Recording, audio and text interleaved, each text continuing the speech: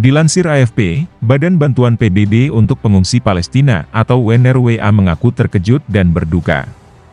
UNRWA melaporkan bahwa 29 staf mereka di Gaza telah terbunuh sejak 7 Oktober hingga saat ini, dan sekitar setengah dari rekan-rekan staf PBB ini adalah guru UNRWA akibat kebiadaban rezim Zionis.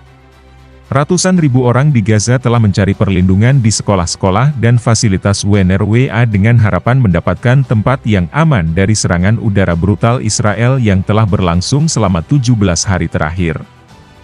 Selama akhir pekan, sebuah sekolah UNRWA dibom dengan hebat tanpa peringatan sehingga membahayakan nyawa mereka yang berlindung di dalamnya.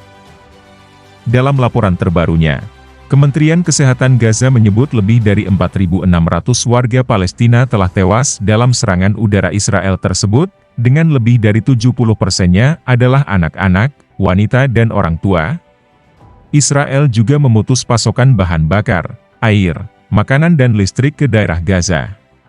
Sebanyak 12 pengungsi tewas dan jumlah korban luka-luka telah melampaui 15.900 orang dengan tingkat luka yang sangat parah dan ringan, termasuk hampir 180 orang terluka di sekolah-sekolah badan PBB tersebut.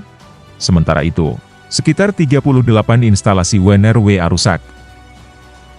Dalam pernyataan terpisah, UNRWA memperingatkan pasokan bahan bakarnya di Gaza akan habis dalam 3 hari.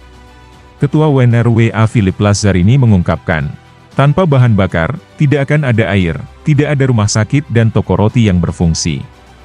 Tanpa bahan bakar, bantuan tidak akan menjangkau banyak warga sipil yang sangat membutuhkan, dan tidak akan ada bantuan kemanusiaan. Setelah beberapa hari melakukan pembicaraan internasional, PBB berhasil mengizinkan 20 truk bantuan masuk ke jalur Gaza yang terkepung, memicu kemarahan di kalangan warga Gaza, yang mengatakan bahwa jumlah bantuan medis dan kemanusiaan yang dibutuhkan untuk menjaga berbagai sektor tetap beroperasi sama sekali tidak sebanding dengan jumlah bantuan yang diizinkan masuk ke jalur tersebut.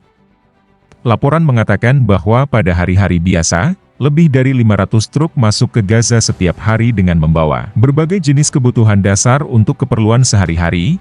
Beberapa tindakan Israel dalam perang melawan Hamas, seperti memotong makanan dan air untuk Gaza dapat memperkeras sikap Palestina selama beberapa generasi dan melemahkan dukungan internasional terhadap Israel.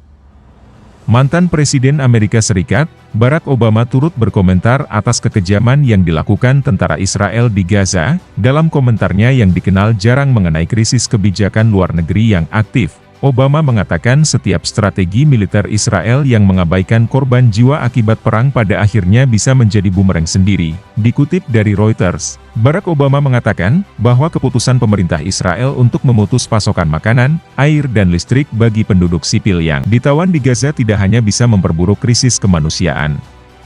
Hal ini juga akan menjadi titik balik sikap warga Palestina pada generasi berikutnya, dan juga bisa melemahkan upaya jangka panjang untuk mencapai perdamaian dan stabilitas di kawasan.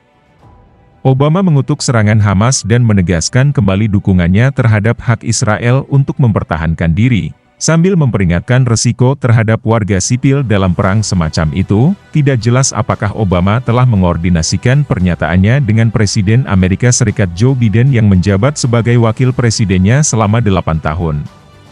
Selama masa kepresidenannya, Obama sering mendukung hak Israel untuk membela diri pada awal konflik dengan kelompok Palestina Hamas di Gaza, namun dia juga dengan cepat menyerukan agar Israel menahan diri ketika korban Palestina meningkat akibat serangan udara. Pemerintahan era Obama mengupayakan namun akhirnya gagal menjadi perantara kesepakatan damai dalam negosiasi antara Israel dan Palestina.